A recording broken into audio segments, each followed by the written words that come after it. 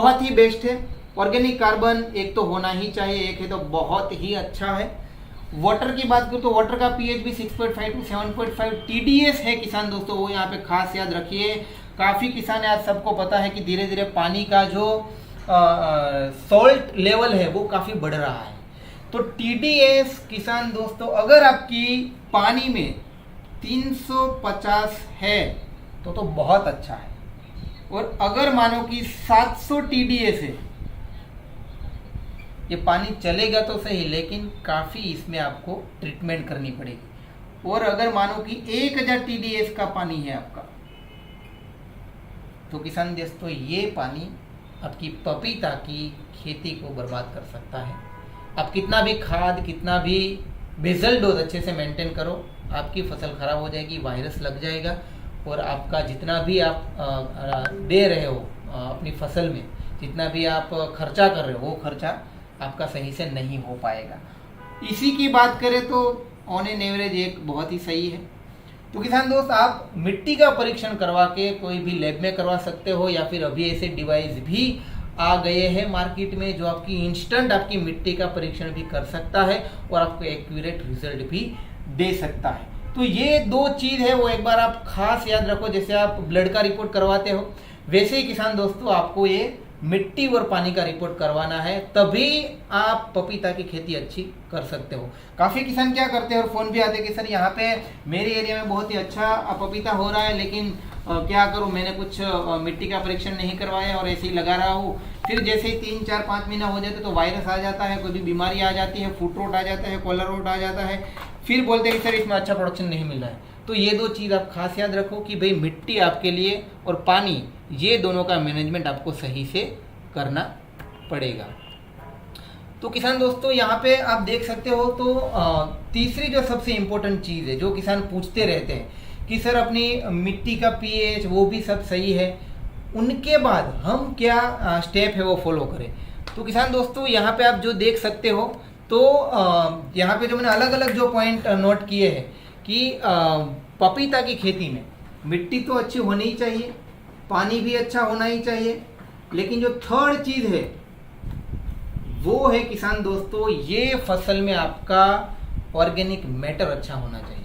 अगर organic matter अच्छा होगा तो आपका जो प्रोडक्शन है वो काफ़ी अच्छा हो सकता है, क्योंकि ऑर्गेनिक मैटर भी ये फसल में काफ़ी जो इनकी उत्पादकता है उसको बढ़ा सकता है। अगर मैं थोड़ा आपको डायग्राम के हिसाब से बताऊं कि कौन से मिट्टी में और कैसे अगर पपीता आप लगाते हो तो ये पपीता आपका अच्छा प्रोडक्शन देगा। पहले तो ये पपीता का जो रूट है किसान दोस्तों वो शंकु आकार में फैलेगा। शंकु आकार में यानी कि सभी जगह पे उनको काफ़ी जगह चाहिए। और यहाँ पे आप देख सकते हो तो ये आकार का अगर आपका पपीता का प्लांट है तो आपका पर प्लांट किसान दोस्तों 80 से 100 केजी उत्पादन देगा। और अगर आपका पपीता का पौधा ऐसे सिलिंड्रिकल है, ऊपर ही फैल रहा है और ऐसे सिलिंड्रिकल है, तो आप कितना भी खाद दो, कितना भी अच्छा न्यूट्रिएंट मैनेजमेंट करो, ये आपका प्रोडक्शन नहीं देगा।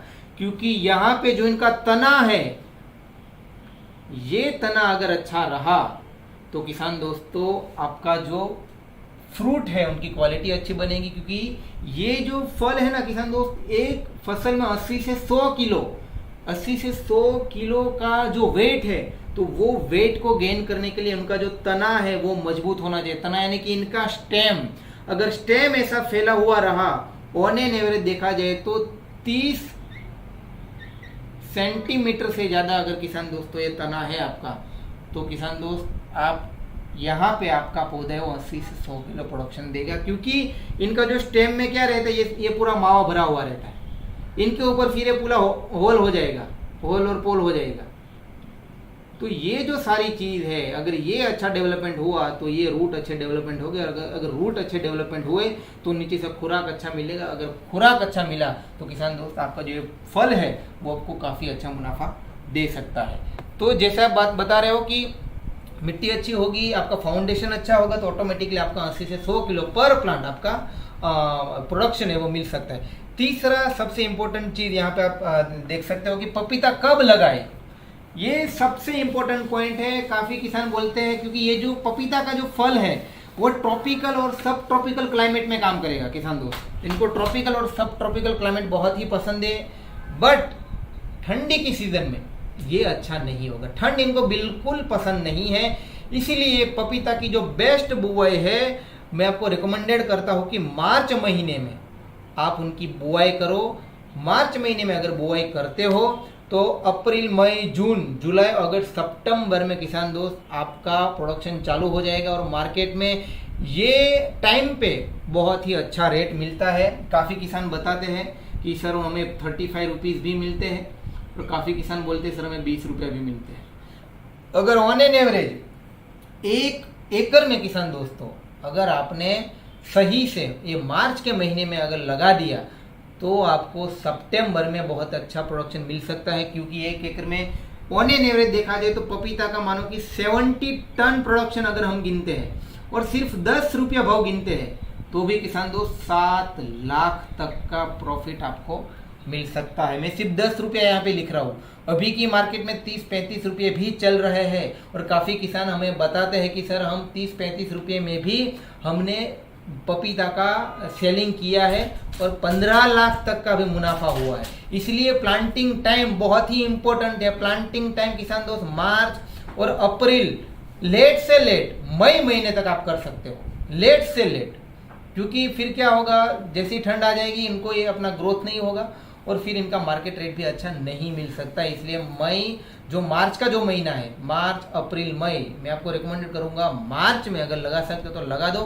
काफ़ी किसान ने लगा भी दिया है और धीरे धीरे उनका ड्रेंचिंग शेड्यूल भी चालू हो गया है। तो पपीता का बेस्ट प्लांटिंग डेट है वो यहाँ पे आप स्क्रीन में देख सकते हो, 1 मार्च से 15 मई। उनके बाद आता है कि भाई ज़मीन की तैयारी क्या क्या करें। ये भी काफ़ी इंपॉर्टेंट पॉइंट है कि ज़मीन की तैयारी में क्या करें। जैसे हमने बता दिया कि भाई मिट्टी का चयन क्या होना चाहिए, कैसी मिट्टी होनी चाहिए। अब ज़मीन की तैयारी क्या करें। अगर आपको पपीता लगाना है, अगर आपको अच्छा प्रॉफिट कमाना है तो 2 महीने पहले किसान दोस्तों आपको ये जो पूरी प्रोसेस है उनको फॉलो करना पड़ेगा। ऐसा नहीं कि चलो मैंने अभी 15 दिन पहले खेत में किसी का पपीता देखा और अभी मैं लगाने का ट्राई कर रहा हूँ, तो आपका कभी अच्छा प्रॉफिट नहीं आएगा। 2 महीने पहले आपको ये पूरी प्रोसेस करनी है और उनके लिए आपको क्या करना है, पहले तो आपकी जो मिट्टी है उनका डीप प्लाविंग करना है। जितना हो सके डीप प्लाविंग करोगे किसान दोस्तों, और 15 या 20 दिन अगर आप अपने खेत को ऐसे खुले में रखते हो, ये गर्मी में रखते हो, तो 100% जितने भी रेसिड्यू है, जितने भी फंगस है वो मर जाएंगे और आपका जो पपीता है उनमें रोग और कीट काफ़ी कम लगेंगे और आपका पपीता है वो अच्छा ग्रोथ होगा। तो पहले डीप प्लाविंग करना है। डीप प्लाविंग करने के बाद किसान दोस्तों उनको थोड़ा समतल कर देना है। उनके बाद जो बेसल डोज है वो काफ़ी बहुत ही इंपॉर्टेंट चीज़ है किसान दोस्तों। बेसल डोज आपको डालना है और बेसल डोज क्या डालना है वो मैंने पहले आपको बताया कि आपकी मिट्टी का परीक्षण करवाओ। मैं आपको यहाँ पे बेसल डोज तो बताऊंगा, साथ में आपको एक रिकमेंडेशन भी दे रहा हूँ कि किसान दोस्तों अगर मानो कि आपकी मिट्टी का pH 6.5 है तो किसान दोस्तों आपको 500 kg पर एकड़ जिप्सम डालना है। अगर आपका मिट्टी का pH 7.5 है तो आपको 1 टन जिप्सम डालना है। अगर आपका 8.5 है pH तो आपको 1.5 टन जिप्सम डालना है। ये क्या काम करेगा किसान दोस्तों, क्योंकि इसमें सल्फर भी आता है, ये काम करेगा, आपकी pH भी डाउन करेगा और साथ में कैल्शियम भी रहेगा। तो क्या होगा, कैल्शियम कभी कभी वो pH को अप भी कर सकता है, यानी कि पूरा डाउन है उनको अप करेगा, अप है उनको डाउन करेगा। मतलब ये जिप्सम पूरा काम करेगा, आपकी pH मेंटेन का काम करेगा, आपकी मिट्टी को सुधार देगा। तो ये आप डालो 100% ये आप अपनी मिट्टी में डाल सकते हो। इनके साथ साथ किसान दोस्तों आपको गोबर की खाद FIM है वो 4 से 5 ट्रॉली किसान दोस्तों आपको एकड़ में डालनी है। ऑर्गेनिक खाद जितना ज़्यादा होगा पौधे का बढ़वार अच्छा होगा, रेसिड्यू फ्री आपका पौधा होगा और आपका जो फल है उनका वेट भी काफ़ी अच्छा गेन होगा। तो FIM, जिप्सम और बाकी किसान दोस्त आप जो सोइल टेस्टिंग करोगे उससे काफ़ी पता चलेगा कि आपकी मिट्टी में NPK क्या डालना है, प्राइमरी न्यूट्रिएंट, सेकेंडरी न्यूट्रिएंट, मतलब मैक्रो माइक्रो जो भी न्यूट्रिएंट है वो आप मिट्टी के परीक्षण के बाद किसान दोस्त डाल सकते हैं। बाकी मार्केट में तो बहुत सारे खाद मिलते हैं, वो ना लेते हुए पहले मिट्टी का परीक्षण करवाइए, मिट्टी में क्या कमी है वो कमी के हिसाब से आप पूरा खाद का व्यवस्थापन करें। बट जितना बेसल डोज अच्छा होगा उतना फर्टिगेशन का खर्चा आपका कम आएगा।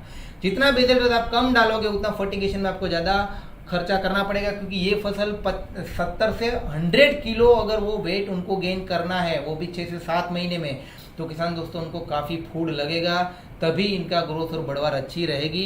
तो जैसे मैंने बताया, डीप प्लाविंग करो, पाटा लगा दो, समतल कर दो, उनके बाद आपको किसान दोस्तों जो बेसल डोज है, जो FYM है, जो NPK है, वो इनके ऊपर डाल देना है। उनके बाद आप रोटावेटर से उनको मिक्स कर दो, उनके बाद बेड मेकर से आप बेड बना लो, और बाद बेड बनाने के बाद किसान दोस्तों यहाँ पे आप देख सकते हो तो मल्चिंग का भी चयन कर सकते हो, वो आगे मैं यहाँ पे आपको जानकारी दे रहा हूँ। उनके पहले आपको किसान दोस्त ध्यान रखना है कि वैरायटी कौन सी चयन करें, ये सबसे इंपॉर्टेंट, और सभी किसान पूछते रहते हैं कि सर मैं कौन सी वैरायटी का चयन करूँ। मार्केट में यहाँ पे देख सकते हो, स्क्रीन में भी मैंने काफ़ी वैरायटी यहाँ पे मेंशन किया है। रेड लेडी ताइवान 786 है, उसके बाद किसान दोस्तों रेड बेबी है, उनके बाद अमीना है, WS46 है। इनमें से किसान कौन सी वैरायटी पसंद करेगा, अगर मैं उनकी बात करूं तो अभी मार्केट में ये 2 वैरायटी का सबसे ज़्यादा किसान पूछते रहते हैं। 15 नंबर और दूसरा है रेड लेडी 786 यानी कि ताइवान। 90% जो लोग हैं, जो फार्मर है, वो रेड लेडी ताइवान 786 का चयन करते हैं। एरिया के हिसाब से, जैसे कि महाराष्ट्र का एरिया है तो वहाँ पे थोड़े किसान है वो 15 नंबर की वेराइटीज लगाते हैं। अब ये दोनों में अंतर क्या है किसान तो रेड लेडी ताइवान 786 वो काफ़ी अच्छी वेराइटी है। लगभग पिछले 10 से 12 सालों में, मतलब उससे भी ज़्यादा सालों में लोग ये लगाते हो काफ़ी अच्छा प्रॉफिट कमा रहे, क्योंकि इनका जो शेल्फ लाइफ है वो काफ़ी अच्छा है। इनका जो ऊपर की जो छाल है जो फ्रूट की, वो काफ़ी हार्ड है, जिसके कारण ये जो ट्रांसपोर्टेशन में ये वेराइटी काफ़ी काम करती है। इसका जो स्वीटनेस है वो थोड़ा कम है, बट जो फ्रूट की यील्ड है वो काफ़ी अच्छी है। साथ में रेड लेडी ताइवान 786 में वायरस की दिक्कत आती है, एज कंपेयर टू 15 नंबर में कम आती है। बट यहाँ पे जो आपके जितने भी आप फ्रूट डालोगे, मतलब जितने भी पौधे डालोगे, वो 100% किसान दोस्तों फीमेल रहेंगे और इसमें फ्रूट आएगा। 15 नंबर में कोई गारंटी रहती नहीं है, क्योंकि मेल बनेगा फीमेल बनेगा, इसलिए red lady Taiwan 786 maximum farmer करते हैं। बाकी जो थोड़े एरिया में है, जैसे कर्नाटक वाले एरिया है, जैसे AP में काफ़ी एरिया है, वहाँ पे अमीना भी करते हैं और WS46 भी करते हैं। बट मैक्सिमम किसान रेड लेडी ताइवान 786 करते हैं, क्योंकि इनकी यील्ड भी अच्छी है और ये फसल है वो लंबे समय तक चलती है। जितना भी खुराक देते जाएंगे ये फसल 1 साल 1.5 साल तक किसान दोस्तों चलती है। आपको बस अच्छा रेट ले लेना है, टाइम पे प्लांटेशन कर देना है, अच्छी ट्रीटमेंट करनी है और अच्छा मुनाफा कमाना है। तो यहाँ पे जो मैं बता रहा हूँ रेड लेडी ताइवान 786 या 15 नंबर, ये दोनों में से अगर मैं आपको बताऊँ तो ताइवान 786 मैक्सिमम किसान पसंद करते हैं। उसमें नो डाउट थोड़ा वायरस का दिक्कत रहता है, बट ये फसल है जिसमें फीमेल ज़्यादा रहते हैं, इसलिए इसका 100% फ्रूट सेटिंग हो जाता है। इसमें मेल फीमेल की कोई गारंटी रहती नहीं। ठीक है किसान दोस्तों, उनके बाद बात करते हैं कि बुआई की पद्धति, मतलब कितने डिस्टेंस पे रखें, ये सबसे इम्पोर्टेंट पॉइंट है। ये पॉइंट किसान दोस्त आप नोट कर लीजिएगा। अगर आप मेरा लाइव सेशन अभी देख रहे हो तो नोट और पेन लेके बैठिए, क्योंकि ये जो बुआई की जो पद्धति है वो काफ़ी लोग बोलते हैं भाई 10x10 करो, 9x9 करो, 5x5 करो, 3x3 करो, बट मैं यहाँ पे रिकमेंडेशन आपको दे रहा हूँ। जितने भी प्रोग्रेसिव फार्मर हैं उनसे बात करने के बाद, जितने भी फील्ड है, क्योंकि आज 8 साल से हम किसानों से जुड़े हुए हैं, अलग अलग एरिया में हमारी विजिट रहती है, वहाँ के किसानों के अनुभव लेने के बाद मैं आपको दावे के साथ बोल सकता हूँ कि अगर ये डिस्टेंस आपने फॉलो किया तो 100% आपका जो पौधा है उनको फैलेगा भी अच्छा और वो प्रोडक्शन भी अच्छा देगा। क्योंकि ऑन एवरेज बात करें तो पपीता की फसल है, यहाँ पे 2 टाइप से उनका प्लांटेशन होता है, बट जो मैक्सिमम फार्मर है अगर ये जिगजैग मेथड में अगर उनका फॉलो करते हैं तो 100% अच्छा मुनाफा उनको मिलेगा। तो जिगजैग मेथड में किसान दोस्तों यहाँ पे जो प्लांट टू प्लांट है वो 6 फीट है और रो टू रो है वो है आपका 8 फीट। ये आप 9 फीट भी रख सकते हो। ठीक है, यहाँ पे आपका ये बेड है, ये आपकी ये नाली है, फिर ये आपका ये बेड है। तो ये हिसाब से किसान दोस्तों 6x8 का जो डिस्टेंस है अगर वो आप 1 एकड़ में फॉलो करते हो तो यहाँ पे स्क्रीन में आप देख सकते हो तो 1 एकड़ में 907 पौधे आएंगे। काफ़ी लोग बोलते हैं सर मैंने तो 1500 पौधे लगा दिए, लेकिन उन लोगों को मैं बताना चाहता हूँ कि यहाँ पे जो आपका जो पौधा रहेगा वो पौधे का जो लीफ है वो 3 से 3.5 फीट, वेराइटी वाइज अलग अलग रहता है, लेकिन ऑन एन एवरेज 3 से 3.5 फीट तक ये फैलता है। अगर आपने बाजू बाजू में प्लांटेशन कर दिया तो क्या होगा किसान दोस्तों, इनका जो पत्ता है वो एक दूसरे में चिपक जाएंगे, और वो चिपक जाने से क्या होगा कि वायरस की बीमारी आएगी, अटैक आएगा, मतलब कंटिन्यूसली जो इंसेक्ट है वो आएंगे और आपकी फसल बर्बाद कर देगी। इसलिए ये जो डिस्टेंस मेंटेन है वो आपको काफ़ी रखना, 8x6 या फिर 9x6, 6 यानी प्लांट टू प्लांट, 9 यानी रो टू रो। तो ये डिस्टेंस आप रखिए और आप काफ़ी अच्छा, अगर ये डिस्टेंस रखते हो तो नंबर ऑफ प्लांट भी अच्छे आएंगे और आपका जो पौधा है वो भी काफ़ी अच्छा फैलेगा। लेकिन अगर मैं थोड़ा टेक्निकली बताऊँ तो आपका मानो कि ये बेड है, एक पौधा यहाँ, एक पौधा यहाँ, एक यहाँ, फिर एक यहाँ, यानी कि जिगजैग में लगा दिया।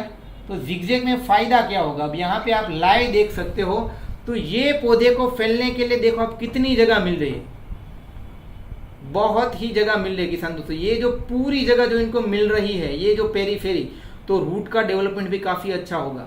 अगर रूट का डेवलपमेंट अच्छा हुआ किसान दोस्तों और बेस और तना अच्छा बना तो लाइट भी इनको अच्छी मिलेगी, क्योंकि यहाँ पे देख सकते हो आप, ये जो पूरी पेरीफेरी है यहाँ पे 4 पौधे आएंगे, लेकिन ये पौधे को फैलने के लिए काफ़ी अच्छी जगह मिलेगी, उनको लाइट अच्छी मिलेगी, और अगर लाइट अच्छी मिले किसान दोस्तों तो फोटोसिंथेसिस अच्छी होगी, फोटोसिंथेसिस अच्छी होगी तो किसान दोस्तों फूड भी अच्छे से प्लांट बना पाएगा और उनका प्रोडक्शन भी बढ़वार होगा। इसलिए जिगजैग में प्लांटेशन कीजिए, 8x6 या 9x6, वेराइटी के ऊपर डिपेंड है। बट ये जो अपने प्रोग्रेसिव किसान है ये डिस्टेंस पे वो करते रहते हैं। यहाँ पे नंबर ऑफ पौधे कितने आएंगे वो मैंने पूरी यहाँ पे पीपीटी में आप देख सकते हो, आप स्क्रीनशॉट भी इनका ले सकते हो। साथ में उनके बाद जो इंपॉर्टेंट पॉइंट है वो पानी का प्रबंधन, वो सबसे बड़ा इंपॉर्टेंट पॉइंट है कि भाई पानी कितना दे। काफ़ी किसान बोलते हैं कि सर डेली पानी दे, काफ़ी किसान बोलते हैं कि सर हम इसमें ज़्यादा पानी दे दिया तो फसल खराब होगी, इसमें गलन आ गई, डैम्पिंग ऑफ आ गया, इसका जो रूट रोट है वो आ गया।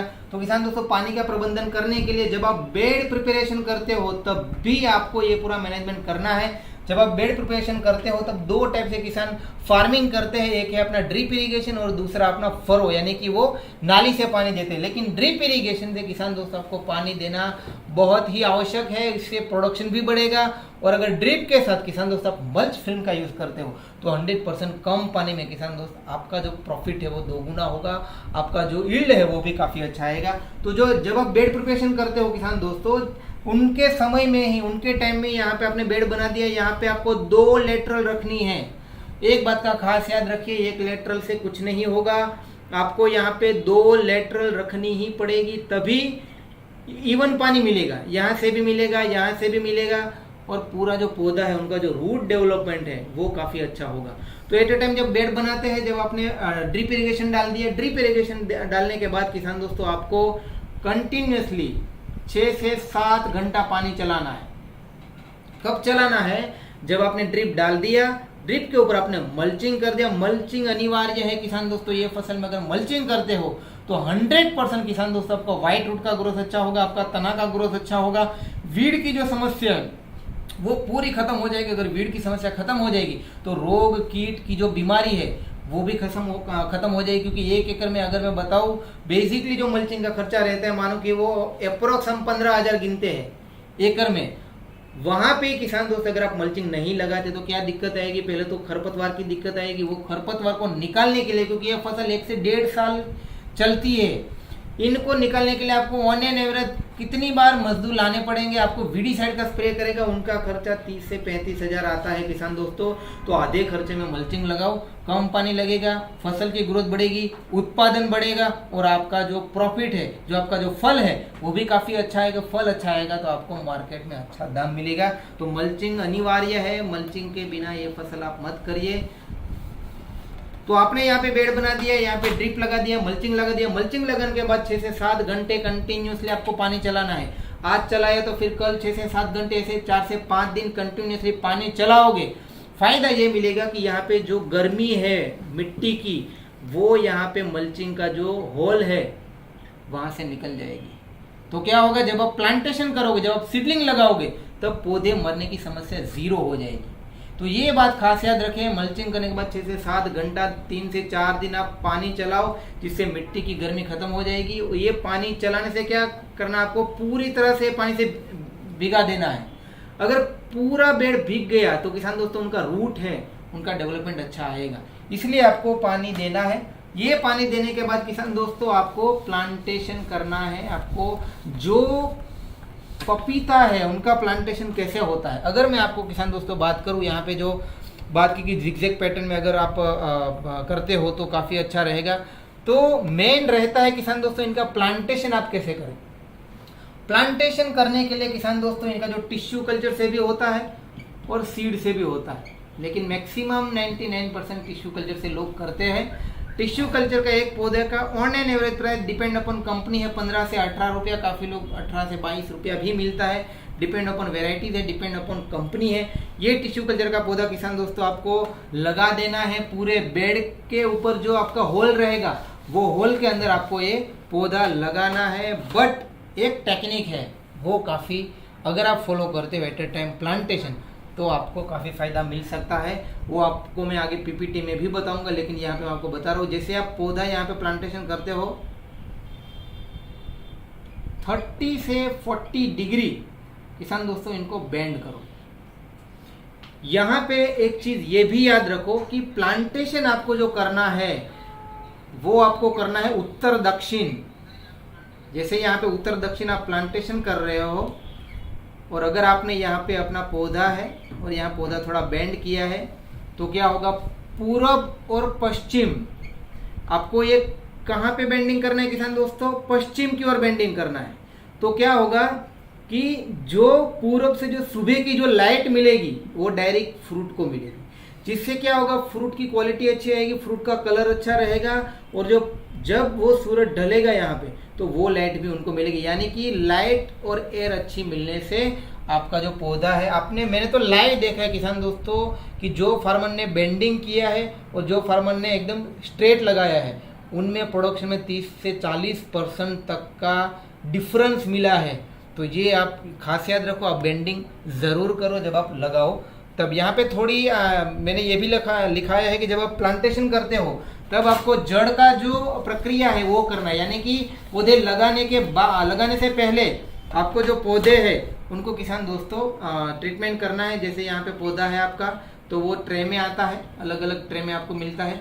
तो ये ट्रे को किसान दोस्तों जो यहाँ पे मैंने रिकमेंडेशन दिखाया है वो रिकमेंडेशन के हिसाब से उनको आप पानी में घोल दो, और घोलने के बाद तुरंत वो पौधे को निकाल के आप अगर प्लांटेशन कर दोगे तो स्टार्टिंग के समय में जो गलन की समस्या है, जो फंगस की समस्या है, जो ग्रोथ की समस्या है वो ख़त्म हो जाएगी और आपका पौधा एकदम सही रहेगा। यहाँ पे मैंने थोड़े थोड़े जो ऑर्गेनिक खाद है वो मैंने यहाँ पे मेंशन किए हैं। वो हिसाब से आप पानी में घोल बना के अपने पौधे को ट्रीटमेंट कर सकते हो। ये करोगे तो किसान तो स्टार्टिंग में जो जड़ गलन की समस्या है वो आपकी ख़त्म हो जाएगी, आपका जो फसल है वो काफ़ी अच्छा ग्रोथ होगा और आपकी मोर्टालिटी कम हो जाएगी। अगर मोर्टालिटी कम हुई तो किसान दोस्तों जितने भी पौधे आप लगाते हो वो इतने पौधे में से आप प्रोडक्शन ले सकते हो। यहाँ पे जो मैं अभी बता रहा था कि पौधे को टेढ़ा करने का फ़ायदा क्या है, तो यहाँ पे मैंने वो भी लिखा है कि पौधे को टेढ़ा क्यों करें। यहाँ पे आप देख सकते हो कि पेड़ को पश्चिम दिशा में झुकाए, बुआई दक्षिण उत्तर करे या फिर उत्तर दक्षिण करे। शुरुआती 15 से 20 दिनों में आपको ये पूरा बेंडिंग करना है 35 से 45 डिग्री में। अगर ये करते हो तो आपको अधिकतम पैदावार ये पौधे में से मिल जाएगा। सबसे इम्पोर्टेंट बात किसान दोस्तों ये है, जो किसान नहीं करते हैं वो है प्लांट कवर। प्लांट कवर क्या है किसान दोस्तों, एक नॉन वूवन कवर है। जब आप प्लांटेशन करते हो तब मानो कि मार्च अप्रैल में आपने प्लांटेशन किया तब बहुत ही गर्मी रहती है। गर्मी के टाइम में जैसे ही नर्सरी में से पौधे लाते हो, जो बायोटेक लैब में से आप पौधे लाते हो, तो उनको सेट होने में दिक्कत आती है, उनका रूट का डेवलपमेंट अच्छा नहीं होता है, ज़्यादा गर्मी से पौधे मर जाते हैं, मोर्टालिटी आ जाती है। और अगर किसान दोस्तों एक एकड़ में मानो कि 900 पौधे लगाए और मानो कि 20% भी मोर्टालिटी आ गई तो भी किसान दोस्तों ये मोर्टालिटी में जो आपका जो पौधे का खर्चा है वो भी एडिशनली देना पड़ेगा। जहाँ पे आपने गैप फिलिंग करना है तो वो पौधा लेट हो जाएगा फ्रूट देने में। तो ये जो चीज़ है वो काफ़ी आपको दिक्कत करेगी, लेकिन उनके समाधान के लिए किसान दोस्तों ग्रोइट लेकर आया है अपना प्लांट कवर 15 इंच की विड्थ एंड लेंथ में। यहाँ पे फोटो में आप देख सकते हो तो पूरी फसल को कवर कर देना है वो प्लांट कवर से। यहाँ पे मैं आपको लाइव ही दिखा रहा हूँ, ये जो प्लांट कवर है अगर वो आप बीच में ये पौधे को जैसे फोटो में देख रहे हो, अगर आप उनको लगा देते हो तो गर्मी से उनको रक्षण मिलेगा, स्टार्टिंग में कीट रोगों से रक्षण मिलेगा, इवन लाइट मिलेगी क्योंकि ये पूरा ब्रीदेबल मटेरियल है, लाइट भी जाएगी, हवा भी जाएगी और आपका जो पौधा है उनको मिनी ग्रीन हाउस इफेक्ट मिलने से मोर्टालिटी रेट कम हो जाएगी। स्टार्टिंग में आपका पौधा सही से ग्रोथ करेगा, अगर स्टार्टिंग में अच्छा ग्रोथ हुआ तो 100% किसान दोस्तों आपकी फसल है वो अच्छी हो सकती है और वो आपका प्रोडक्शन भी बढ़ सकता है। दूसरे जितने भी किसान यहाँ पे जुड़ रहे हैं वो किसान को मैं नम्र निवेदन करता हूँ कि क्या आप फल कवर के बारे में जानते हो, अगर जानते हो तो हमें कमेंट करें जिससे हम आपको बता सके कि ये फल कवर क्या होता है, ये फल कवर से आपको कितना प्रॉफिट मिल सकता है। अगर ये फल कवर आप लगाते हो तो एंथ्रेक्नोज की बीमारी, ब्लैक स्पॉट की बीमारी, रिंग स्पॉट की बीमारी, कम कलर की बीमारी, मतलब शाइनिंग की बीमारी जो है वो पूरी खत्म हो जाएगी और आपका जो फल है वो शाइनिंग वाला मिलेगा, अच्छा कलर वाला मिलेगा और मार्केट में अच्छे दाम मिलेंगे। तो जितने भी किसान जुड़े हैं वो एक बार मुझे कमेंट करके बताएं कि फल कवर होता क्या है, और अगर फल कवर लगाते हैं तो क्या क्या फायदा मिलता है। ये थोड़ा आपके लिए टास्क है। अगर ज़्यादा जानकारी चाहिए तो हमारा टोल फ्री नंबर भी किसान दोस्तों कंटिन्यूसली नीचे आ रहा है, ये नंबर आप नोट कर दीजिए, एनी टाइम आप हमें फ़ोन कर सकते हो और नई जानकारी किसान दोस्त आप ले सकते हैं। उनके बाद बात करते हैं किसान दोस्तों की बहुत जो समस्या रहती है कि सर इसमें रोग क्या है और कीट क्या क्या आता है।